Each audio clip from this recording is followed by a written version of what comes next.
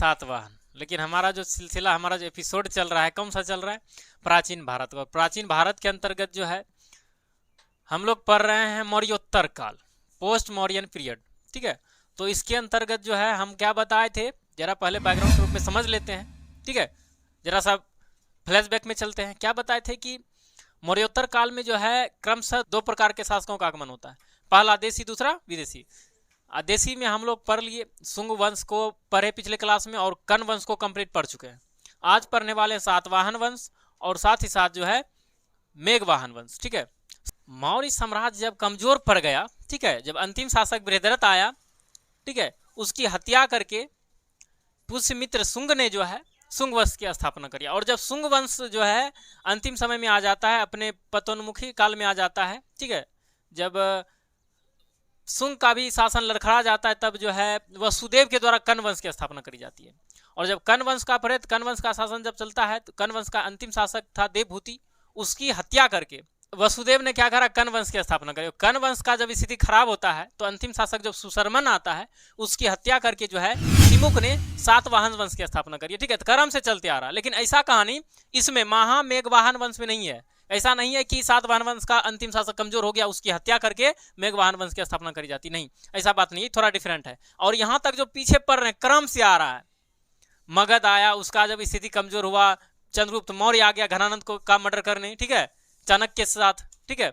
और फिर जब बेचारा हर्यक वंश चला गया, मौर्य वंश आ जाता है। मौर्य वंश का लंबा इतिहास रहता है। जब मौर्य वंश का स्थिति खराब हो जाता है, तो अंतिम में बेचारा कौन पकड़ा जाता है? बृहद्रथ, उसका गला रेत के फिर जो है पुष्यमित्र शुंग ने जो है शुंग वंश की स्थापना करती है। फिर जब इसका स्थिति खराब हो जाता है, तब क्या करता है, इसका भी गला रेता जाता है, किसका? ठीक है, देवभूति का। और उसके स्थान पर जो है वसुदेव ने जो है कर्ण वंश की स्थापना करी। ठीक है, अब कर्ण वंश का जब स्थिति खराब हो जाता है, तब अंतिम शासक सुशर्मन था, उसका गला रेत आ जाता है। उसका गला रेत के जो है सिमुक ने जो है सातवाहन वंश की स्थापना करी है। इस तरह से लंबा क्रमिक रूप से इतिहास चलते आ रहा है। तो वही मुख्य रूप से आज फोकस करेंगे सातवाहन वंश पर, और साथ ही साथ जो है महामेघवाहन वंश पर। तो आज जो है जो इतिहास चलेगा इसका सातवाहन वंश का, बहुत ही कंप्लीट A to Z। इसके अलावे तुमको कभी भी पढ़ने का जरूरत नहीं पड़ेगा। तो जो है आंध्र सातवाहन भी बोला जाता है। ठीक है, क्योंकि आंध्र प्रदेश के आसपास इसका विस्तार था, इसलिए आंध्र सातवाहन भी बोला जाता है कहीं कहीं पर, तो याद रखना। सातवाहन वंश का जो है पहला शासक कौन होता है? सिमुक। और सिमुक जो है, सिमुक ने जो है कर्ण वंश का अंतिम शासक जो था, ठीक है, कौन? सुशर्मन। ठीक है, सुशर्मन का हत्या करके सिमुक ने जो है सातवाहन वंश की नींव रखी। और जो है सिमुक जो है, इसके बारे में याद रखना। तो पहला क्वेश्चन ये हो गया कि सातवाहन वंश की स्थापना किसने करी? सिमुक ने करी। ठीक है, और कब किया? 30 ईस्वी पूर्व में। कब क्या था? 30 ईस्वी पूर्व में। देखो, एक ऐसा वंश है, ठीक है, इसमें क्या होगा कि ईस्वी पूर्व से ईस्वी में कदम रख लेता है। ठीक है, यानी कि ईस्वी प्रारंभ होने से 30 साल पहले स्थापना होता है, और ईस्वी स्थापित होने के बाद, ईस्वी प्रारंभ होने के बाद 250 यानी कि 250 वर्ष तक आगे, शून्य से लेकर 1 2 3 4 इस तरह 250 साल आगे और 30 साल पीछे, यानी कि हम कह सकते हैं 280 वर्ष। ठीक है, यानी लगभग इसको 3 शताब्दी बोला जा सकता है। तो 3 शताब्दी तक शासन रहता है। और यह इतिहास का सबसे लंबा अगर किसी का शासनकाल रहता है, तो वह रहता है सातवाहन वंश का। ठीक है, सबसे लंबा 300 शताब्दी अभी तक पर। मौर्य खत्म लग गया, सब खत्म ही लग रहा है, लेकिन ये कैसा शासक हुआ, उतना भी कंप्लीट रूप से इसमें जो है ना मजबूत साम्राज्य खड़ा नहीं कर पाता, फिर भी एक लंबा इसका शासन चलते रह जाता है। ठीक है, तो चलो प्लॉट पर चलते हैं। संस्थापक हम देख लिए, सातवाहन वंश का कौन था? सिमुक। और इसकी अगर राजधानी की बात करें, हम क्या जानते थे इससे पहले? जैसे कर्ण वंश का शासन रहा, उससे पहले जब हम देखते हैं शुंग वंश का शासन रहा या मौर्य वंश का शासन रहा, तो मौर्य वंश में देखिए राजधानी पाटलिपुत्रा को बनाया था। जैसे शुंग वंश आया, उन्होंने अपना राजधानी जो कहाँ बना लिया? विदिशा। के बाद जब हम आते हैं सातवाहन वंश में, सातवाहन काल में, इस समय क्या देखते हैं? राजधानी को कहाँ बना लेता है? राजधानी अपना बनाता है प्रतिष्ठान, या इसका अन्य नाम पैठान भी मिलता है। ठीक है, जो महाराष्ट्र में पड़ता है। तो याद रखना इसकी राजधानी कहाँ थी? प्रतिष्ठान या पैठान। ठीक है, पैठान, ये पठान मूवी नहीं है, ठीक है, शाहरुख खान का, ये पैठान है। ठीक है, स्थल का नाम है। तो राजधानी देख लिया। अब इसका जो देखो राजकीय भाषा और राजकीय लिपि की बात करें, तो इसका राजकीय भाषा था प्राकृत, और उसकी लिपि की बात करें तो ब्राह्मी था इसका राजकीय लिपि। देखते हैं ना, राजकीय मतलब जैसे राष्ट्रीय फल का बात करें आम हो जाता है, राष्ट्र पक्षी की बात करें मोर हो जाता है, राजकीय भाषा का बात करें तो हिंदी हो जाता है। उसी तरह से इनका सातवाहन का जो है राजकीय भाषा कौन सा था? प्राकृत, और लिपि कौन सी थी? ब्राह्मी। ठीक है, तो उसके बाद जब आगे बढ़ते हैं तो क्या देखते हैं, इन्हें जो है इन्हें आंध्रभृत्य कहा गया है। ठीक है, पुराण में जो है इसको सिमुक को ना आंध्रभृत्य कहा गया है, सॉरी इसको, इस वंश को सातवाहन वंश जो है ना, इसको पुराण में आंध्रभृत्य भी कहा गया है। ठीक है, और सातवाहन नाम कहाँ मिलता है, तो सातवाहन नाम जो है अभिलेख में इसे सातवाहन कहा गया है, और इसका अन्य नाम बताया आंध्र सातवाहन भी इसको बोला जाता है। तो याद रखना कि सातवाहन का दूसरा नाम क्या हो गया, सातवाहन कोई व्यक्ति का नाम नहीं है बल्कि वंश का नाम है। ठीक है, और सातवाहन वंश का दूसरा नाम आंध्रभृत्य है, और इसका हमें जानकारी पुराण से मिलता है, और अभिलेख में इसे सातवाहन कहा गया। क्या कहा गया है, सातवाहन। अब आगे बढ़ते हैं, इसमें अब देखो प्रमुख शासकों का आगमन होता है। पहला होता है तुम्हारा यहाँ पर लिखा गया, पहला सिमुक हो गया, दूसरा सातकर्णी, तीसरा हाल हो गया। ठीक है, चौथा गौतमी पुत्र सतकर्णी, उसके बाद पांचवा शासक की बात करें पुलुमावी। ठीक है, कौन है, पुलुमावी। उसके बाद आगे आता है शिवश्री सातकर्णी, शिव स्कंद सातकर्णी, यज्ञश्री सातकर्णी, उसके बाद इस वंश का अंत हो जाता है। तो जिन जिन राजाओं में कुछ विशेषताएं हैं उसी को पढ़ना, और उसी से क्वेश्चन भी आता है, तो इसलिए सभी राजाओं के बारे में यहाँ पर स्किप कर दिए थोड़ा सा। ठीक है, तो चलो यहाँ तक समझ गए। तो दूसरा शासक है सातकर्णी प्रथम। देखो सातकर्णी प्रथम के बारे में इतना याद रखना है कि यह जो है पहला यशस्वी शासक हुआ। सिमुक ने तो स्थापना करी सातवाहन वंश का, लेकिन उतना मजबूती से शासन स्थापित नहीं कर पाया। ठीक है, तो अगला शासक जब आता है सातकर्णी प्रथम, यह पहला यशस्वी शासक हुआ, और इन्होंने क्या करा, इसकी जानकारी हमें कहां से मिलती है, रानी नागनिका जो है ना, इसकी नाना घाट अभिलेख से। ठीक है, रानी है नागनिका, इस नाना घाट अभिलेख से। ठीक है, तो अगर कहेगा नाना घाट अभिलेख जो है किसकी है, तो रानी नागनिका की। ठीक है, और यह कहां पर है, पुणे महाराष्ट्र में। ठीक है, तो कह देगा कि नाना घाट अभिलेख किस राज्य में, कह देगा कि नाना घाट अभिलेख का संबंध किस राज्य से है, महाराष्ट्र से। ठीक है, और महाराष्ट्र में कहां पड़ता है, पुणे में। और कहेगा कि नाना घाट अभिलेख किसके द्वारा बनाया गया था, रानी नागनिका के द्वारा। किसके द्वारा, रानी नागनिका के द्वारा। इसी से जानकारी हमें किसकी मिलती है, सातकर्णी प्रथम की। ठीक है, और इन्होंने 2 अश्वमेध यज्ञ करवाए थे, और साथ ही साथ एक राजसूय यज्ञ करवाए थे।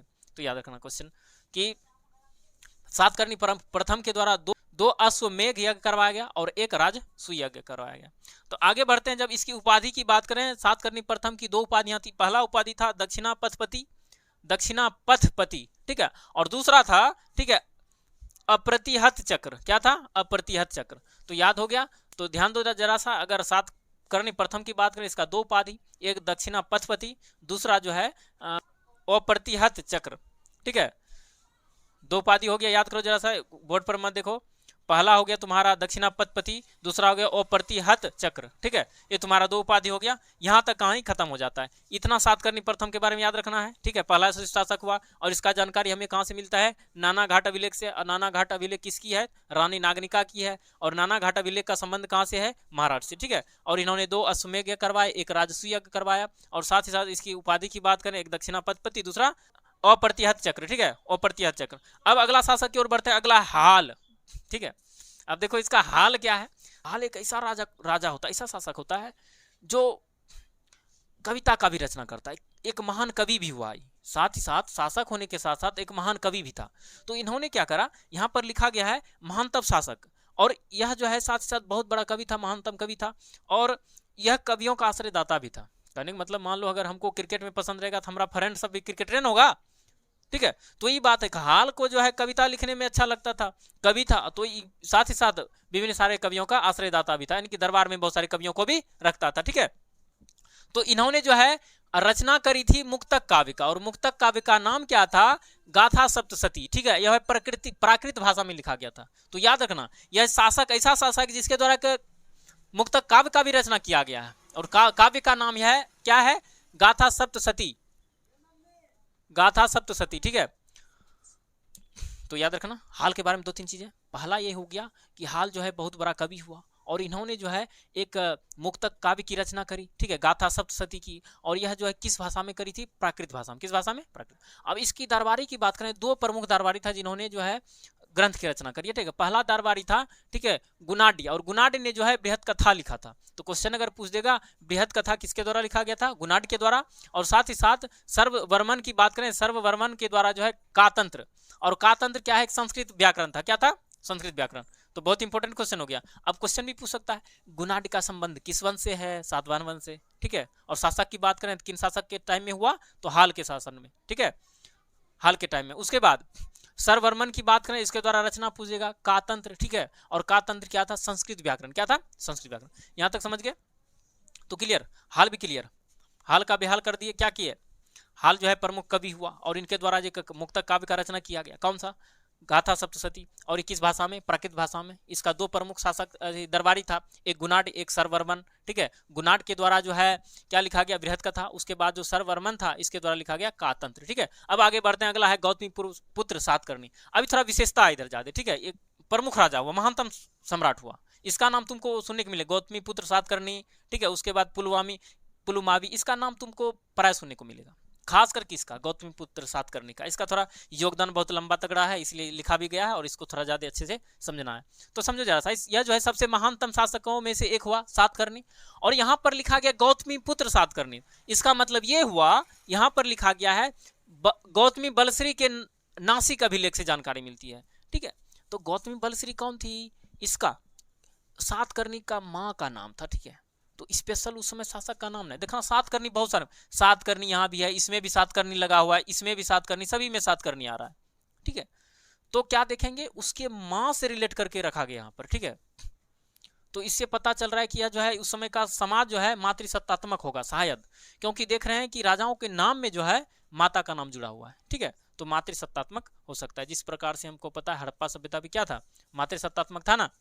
उसी तरह से सातवाहन काल आते आते भारत का सामाजिक व्यवस्था भी देखें तो किस पर केंद्रित हो गया था? माँ पर। माँ के नाम का मिलना सभी शासकों के लास्ट में यह संकेत मिलता है कि मातृसत्तात्मक होगा। तो गौतमी पुत्र सातकर्णी का शासन काल कब से कब तक रहता है? 106 ईस्वी से 130 ईस्वी तक, ईस्वी पूर्व नहीं, ईस्वी, ठीक है।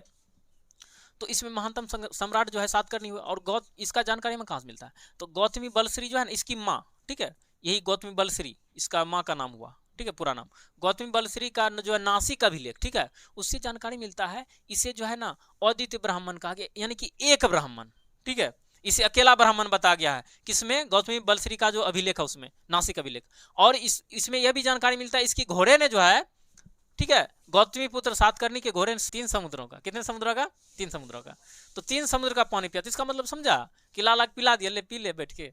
मतलब कहने का अर्थ ये हो रहा है कि सातकर्णी प्रथम जो है युद्ध करने के दौरान विभिन्न स्थानों पर गया होगा, 2-3 समुद्र के पास, ठीक है, जहां पर रुका होगा। तो शायद संभव है घोड़ा भी पानी पिया होगा, ठीक है। इसलिए जानकारी मिलता है हमें गौतमी बलश्री का जो नासिक अभिलेख है इसमें 2 चीज जानकारी मिलता है। एक, इसे अद्वितीय ब्राह्मण बताया गया, दूसरा इसे जो कहा गया है इसके घोड़ों ने 3 समुद्र का पानी पिया था। आगे बढ़ते हैं। अब जो इसका उपाधि की बात करें, उपाधि इसका जो 2-3 उपाधि है। पहला उपाधि है वेनकटक स्वामी, ठीक है। पहला इसका उपाधि था गौतमी पुत्र सातकर्णी का वेनकटक स्वामी। और इसी के नाम पर एक नगर भी बसाया, नगर का क्या नाम रखा? वेनकटक, ठीक है। तो अगर क्वेश्चन पूछ लेगा वेनकटक नगर किसके द्वारा बसा गया था? गौतमी पुत्र सातकर्णी के द्वारा, ठीक है, याद रखना। इसका पहला उपाधि तो समझ में आ गया, वेनकटक स्वामी। और इन्होंने जो है इसी नाम पर अपनी उपाधि पर ही, ठीक है, यानी वेनकटक नाम का एक नगर भी बसाया। इसके अलावा और 2 उपाधियां थी, कौन कौन सा? राजाराज, उसके बाद था विंध्य नरेश, ठीक है, राजाराज और विंध्य नरेश। इसकी 3 उपाधियां समझ, वेनकटक, राजाराज, विंध्य नरेश। अब आगे बढ़ते हैं। जानते हो 8000 चांदी का सिक्का मिला है, कहां से? नासिक से। कहां से? नासिक। नासिक में जो है ना एक जोगलथंबी है स्थान, ठीक है, नासिक में एक स्थान है जोगलथंबी, वैसे 8000 चांदी का सिक्का मिला है। आई होप तुम लोग को मिल जाए तो बड़ा माला माल हो जाओगे, गदगद हो जाओगे, किसी को बतीबो नहीं करोगे, ठीक है, तरे तर ले जा घर में रख दोगे। अब इसका जो है ना मोटका मोटका बना के पहनेंगे गल्ला सब में, ठीक है। चांदी का मिल गया, इतना सारा चांदी, ठीक है। तो क्या हुआ? 8000 चांदी का सिक्का मिला है। कहां से मिला है? नासिक से। नासिक में भी कहां से? जोगलथंबी से। और इसमें ना इस सिक्के में दोनों तरफ जो है 2 नाम मिलते हैं। पहला नाम मिलता है नहपान का, दूसरा मिलता है सातकर्णी का। सातकर्णी तो हमको पता है कौन है, गौतमी पुत्र सातकर्णी, शासक हो गया, ठीक है, शासक अपना नाम तो सिक्के पर लिखवाया। उसके बाद ये जो है नहपान, यह जो शक शासक था, इसको पराजित किया था सातकर्णी के द्वारा, ठीक है, पराजित किया गया था। इसीलिए जो है इसका नाम, नहपान का भी नाम सिक्के पर उत्कीर्ण करवाया गया है, ठीक है, याद रखना। तो क्वेश्चन भी पूछ देगा कि 8000 चांदी के सिक्के हमें कहाँ से मिले हैं? नासिक से, ठीक है, जोगलथंबी। और यहाँ जो सिक्का प्राप्त हुआ इनमें किनका कितना नाम लिखा हुआ है? क्या क्या लिखा हुआ है? एक सातकर्णी, दूसरा नहपान। और नहपान कौन था? शक शासक था। कौन था? शक, विदेशी शासक था। इसको पराजित किया था, किसने किया था? सातकर्णी ने, ठीक है, इसीलिए उस सिक्का पर इसका नाम लिखा गया। उसके बाद अगर जानते हो गौतमीपुत्र सातकर्णी के द्वारा दान दिया गया है, 2 गांव को दान दिया गया। पहला अजकालिकीय जो है बौद्ध संघ, बौद्ध धर्म का जो संघ था उसको एक ग्राम दिया गया दान में, कौन सा, अजकालिकीय। और दूसरा जो था, ठीक है, करजक, ठीक है, दूसरा गांव था करजक, ये दिया गया भिक्षु संघ को। इतना तुम्हारा हो गया गौतमीपुत्र सातकर्णी का। गौतमीपुत्र सातकर्णी के बारे में क्या क्या जाना? पहला जाना सबसे महानतम सम्राट हुआ, इसके माँ का नाम था गौतमी बलश्री, और इसका जो नासिक अभिलेख है वहां से जानकारी मिलता है। इसे जो है ना, उस अभिलेख में अद्वितीय ब्राह्मण कहा गया, अकेला ब्राह्मण बताया गया, और साथ साथ कहा गया है कि इसके घोड़ों ने 3 समुद्र का पानी पिया था। उसके जब आगे बढ़ते हैं तो इसका उपाधि की बात करें तो वेनकटक उपाधि था, साथ ही साथ राजाराज और विंध्य नरेश। तो वेनकटक स्वामी जो उपाधि था, इसी वेनकटक स्वामी के नाम पर जो है वेनकटक नगर भी बसाया। उसके बाद आगे जब बढ़ते हैं तो 8000 चांदी के सिक्के मिले, ठीक है, कहाँ से मिले, नासिक से, जुगलथम्बी से। और इस सिक्के पर जो है 2 नाम लिखे हुए, एक तरफ सातकर्णी, दूसरी तरफ नहपान, और नहपान को पराजित किया था सातकर्णी, इसलिए इसका नाम लिखा गया। और जब यहाँ तक क्लियर हो गया, अब बढ़ते हैं, अगला शासक हमारा है पुलुमावी। पुलुमावी का शासन जो है 130 से 154 ईस्वी तक रहता है, ठीक है, किसका, पुलुमावी का। अब देखो इसके पिता की बात करें तो पिता का नाम था सातकर्णी। कौन सा सातकर्णी? यही गौतमीपुत्र सातकर्णी, यानी गौतमीपुत्र सातकर्णी का बेटा का कौन हुआ, ठीक है, पुलुमावी। और इसके माँ का नाम जो था वशिष्ठी था। इसके माँ का नाम गौतमी बलश्री और पुलुमावी के माँ का नाम वशिष्ठी, इसलिए इसको कहा जाता है इसको कहा जाता है वशिष्ठी पुत्र पुलुमावी। इसको कहा गया गौतमी पुत्र, गौतमी मतलब गौतमी का पुत्र जो है सातकर्णी, और यहाँ पर है वशिष्ठी का पुत्र पुलुमावी। तो इसके माँ का नाम क्या हो गया, वशिष्ठी, और सातकर्णी का इसका नाम हो गया क्या, गौतमी, ठीक है, एक ही तरह नाम, इसलिए कंफ्यूज नहीं करना है। तो इसके नाम क्या था, वशिष्ठी, यानी कि सातकर्णी जो था ना, इसी का गौतमी पुत्र जो सातकर्णी, इसी का बेटा था, कौन, पुलुमावी, ठीक है। और पुलुमावी का दूसरा नाम क्या बोल सकते हैं, वशिष्ठी पुत्र पुलुमावी, बोलो तो, वशिष्ठी पुत्र पुलुमावी, ठीक है। अब इसका एक विशेषता यह था, इसे जो है प्रथम आंध्र सम्राट कहा गया। कहने का मतलब इन्होंने आंध्र विजय करी, और आंध्र विजय के बाद इसे कहा गया क्या, प्रथम आंध्र सम्राट, यानी कि आंध्र का पहला शासक, आंध्र प्रदेश का, ठीक है। तो आंध्र सम्राट कहा गया, क्यों कहा गया, आंध्र विजय के बाद। उसके बाद जब आगे बढ़ते हैं, इसका अन्य नाम 2 है। इसके अलावा पुलुमावी का क्या क्या नाम मिलता है, पहला नाम है दक्षिणापथेश्वर, और दूसरा है पुलोमा, ठीक है। तो याद रखना, पुलुमावी का दूसरा नाम क्या क्या मिलता है, दक्षिणापथेश्वर, दूसरा पुलोमा, ठीक है। अब पुलोमा नाम कहाँ मिलता है, पुराण में, आराम से याद रख सकते हो, पू से पुलोमा, अपो से पुराण, ठीक है। और दक्षिणापथेश्वर तो इसे नॉर्मली मिला है किसी ग्रंथ में। उसके बाद जब बढ़ते हैं आगे, गिरनार अभिलेख है, जूनागढ़ अभिलेख, ठीक है, वहां से हमें जानकारी मिलता है कि रुद्रदामन के द्वारा पुलुमावी को 2 बार पराजित किया गया है, इसका दावा किया जाता है। तो याद रखना कि क्वेश्चन पूछेगा कि रुद्रदामन के द्वारा जो पुलुमावी को जो है पराजित किया गया था, इसकी जानकारी हमें किस अभिलेख से मिलती है, ठीक है, गिरनार अभिलेख से। किससे, गिरनार अभिलेख, इसका दूसरा नाम क्या है, जूनागढ़, ठीक है, जूनागढ़ में अवस्थित है गिरनार अभिलेख। जब आगे बढ़ते हैं, ये तुम्हारा आगे पुलुमावी के बारे में क्या जाना, पुलुमावी का दूसरा नाम मिलता है वशिष्ठी पुत्र पुलुमावी, और यह कौन था, गौतमी पुत्र सातकर्णी का पुत्र था, ठीक है। और इसका खासियत यही है कि इन्होंने जो है आंध्र पर विजय प्राप्त किया था, और आंध्र पर विजय प्राप्त करने के बाद इसे जो है प्रथम आंध्र सम्राट कहा गया। इसकी 2 उपाधियां हैं, एक दक्षिणापथेश्वर, दूसरा पुलोमा, ठीक है, पुलोमा पुराण में कहा गया। जब आगे बढ़ते हैं तो गिरनार जो है जूनागढ़ अभिलेख, उसमें पता चलता है कि रुद्रदामन के द्वारा पुलुमावी को 2 बार पराजित किया गया था, क्लियर। अब आगे जब बढ़ते हैं, इसके बाद शासक आता है शिवश्री सातकर्णी, इसका शासन रहता है 154 से 165 ईस्वी तक। उसके बाद उसके जस्ट बाद आता है शिव स्कंद सातकर्णी, इसका शासन रहता है 165 से 174, और लास्ट में आता है यज्ञश्री सातकर्णी, जिसका शासन जो है 174 से 203 ईस्वी तक रहता है।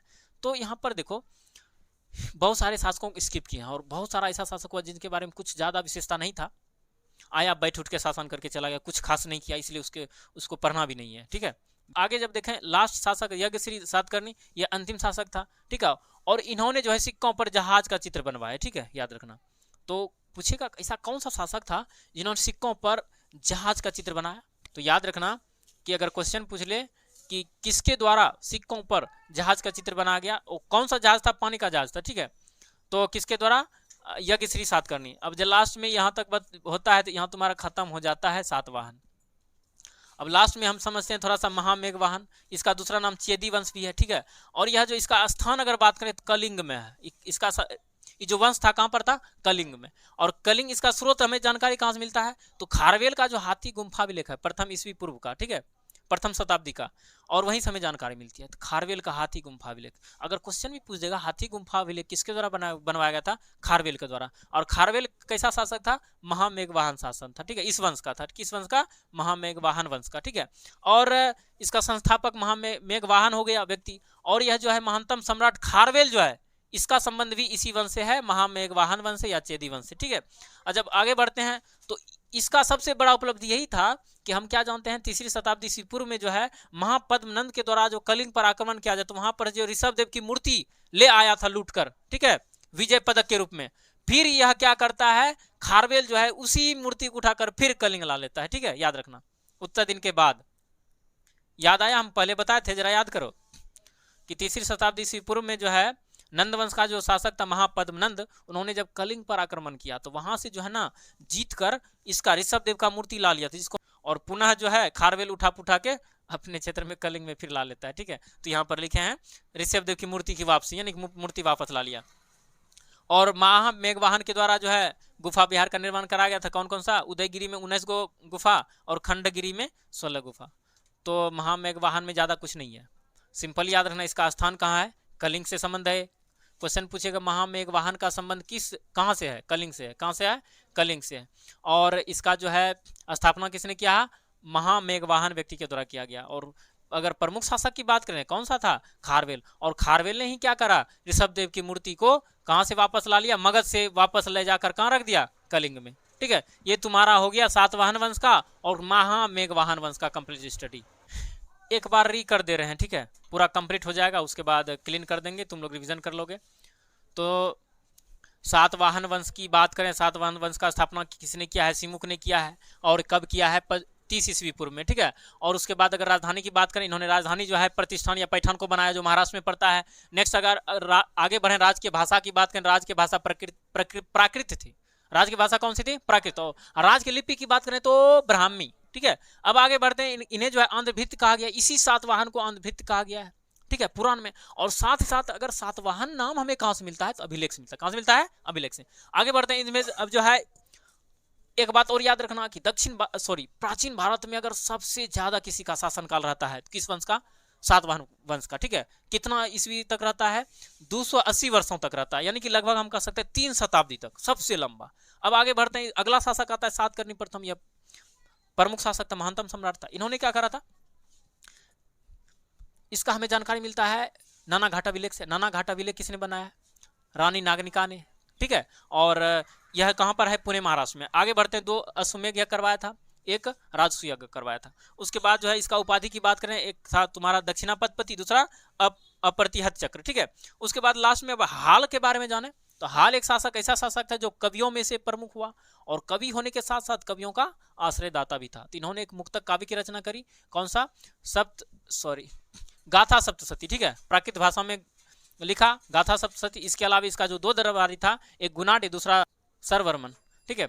गुनाड और सरवर्मन। गुनाड ने जो है लिखा था बृहत कथा। कौन सा लिखा था? बृहत कथा। उसके बाद जो सरवर्मन था, इन्होंने लिखा था कातंत्र। उसके बाद आगे बढ़ते हैं, गौतमी पुत्र सातकर्णी, इसके माँ का नाम था गौतमी बलश्री। और इसका जानकारी जो है हमें गौतमी बलश्री का नासिक जो अभिलेख है वहां से जानकारी मिलता है कि इन्हें अद्वितीय ब्राह्मण कहा गया और साथ ही साथ कहा गया 3 समुद्र का पानी पिया था। उसके बाद आगे जब बढ़ते हैं, इसको उपाधि की बात करें, वेनकटक स्वामी और दूसरा राजा राज, उसके बाद विंध्य नरेश। वेनकटक स्वामी अपने उपाधि के नाम पर वेनकटक नगर बसाया। उसके बाद जब आगे बढ़ते हैं तो 8000 चांदी के सिक्के मिले हैं, ठीक है, नासिक में। और नासिक में जो है कहाँ सा? जोगलथंबी। कहाँ से? जोगलथंबी से। और उस सिक्कों पर जो है, चांदी के सिक्कों पर एक तरफ सातकर्णी का, दूसरे तरफ नहपान का, ठीक है, नाम मिलता है। तो नहपान कौन था? शक शासक था जिसे पराजित किया था किसने? सातकर्णी ने, इसलिए इसका नाम है। अब जब लास्ट में बढ़ते हैं तो इसके द्वारा 2 दान दिया गया है, 2 गांव को दान किया गया था। पहला गांव था अजकाल किया, जो बौद्ध संघ को दिया गया था, और दूसरा था करजक, ठीक है, करजक भिक्षु संघ को दिया गया था। आगे जब बढ़ते हैं, पुलुमावी। अब पुलुमावी का शासन 130-154 रहता है। इसके पिता की बात करें तो सातकर्णी, ठीक है, यानी कि गौतमी पुत्र सातकर्णी ही था इसका पिता। और माँ की बात करें तो वशिष्ठी था। तो इसका पूरा नाम या दूसरा नाम क्या मिलता है? वशिष्ठी पुत्र पुलुमावी। क्या नाम मिलता है? वशिष्ठी पुत्र। और इन्होंने आंध्र पर विजय किया, इसीलिए इसे आंध्र विजय के बाद इसे प्रथम आंध्र सम्राट कहा गया। क्या कहा गया? प्रथम आंध्र सम्राट। उसके बाद इसके अन्य नाम की बात करें, एक है तुम्हारा दक्षिणापथेश्वर, दूसरा पुलोमा। दक्षिणापथेश्वर और पुलोमा, पुलोमा पुराण में नाम मिलता है। अब जस्ट जैसे आगे बढ़ते हैं, गिरनार जो अभिलेख है, जूनागढ़ अभिलेख, उससे पता चलता है कि रुद्रदामन के द्वारा वशिष्ठी पुत्र पुलुमावी को 2 बार पराजित किया गया था। ठीक है, तो याद रखना गिरनार जूनागढ़ अभिलेख से। उसके बाद किसका शासन आता है, शिवश्री सातकर्णी का, शिव स्कंद सातकर्णी का, यज्ञश्री सातकर्णी का, और यही अंतिम शासक होता है यज्ञश्री सातकर्णी। और इन्होंने इस सिक्कों पर जो है जहाज का चित्र बनवाया था। आगे बढ़ते हैं, इसके सातवाहन वंश के बाद क्या होता है कि कलिंग में जो है, कलिंग के आसपास एक वंश का स्थापना किया जाता है। ठीक है, महामेघवाहन वंश या फिर चेदी वंश। और इसका स्थापना किसने किया था, महामेघवाहन व्यक्ति के द्वारा किया गया। और स्थान की बात करें तो कलिंग हो गया। इसकी जानकारी हमें कहाँ से मिलता है, खारवेल का हाथी गुम्फा अभिलेख। तो क्वेश्चन पूछेगा हाथी गुम्फा अभिलेख किसके द्वारा बनवाया गया था, खारवेल के द्वारा। किसके द्वारा, खारवेल के द्वारा।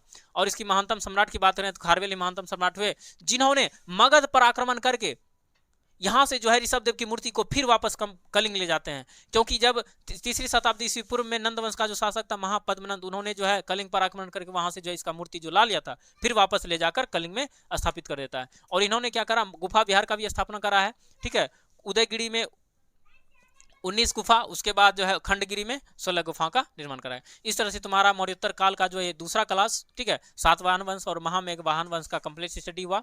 अब नेक्स्ट क्लास में हम लोग विदेशी शासकों के बारे में पढ़ेंगे।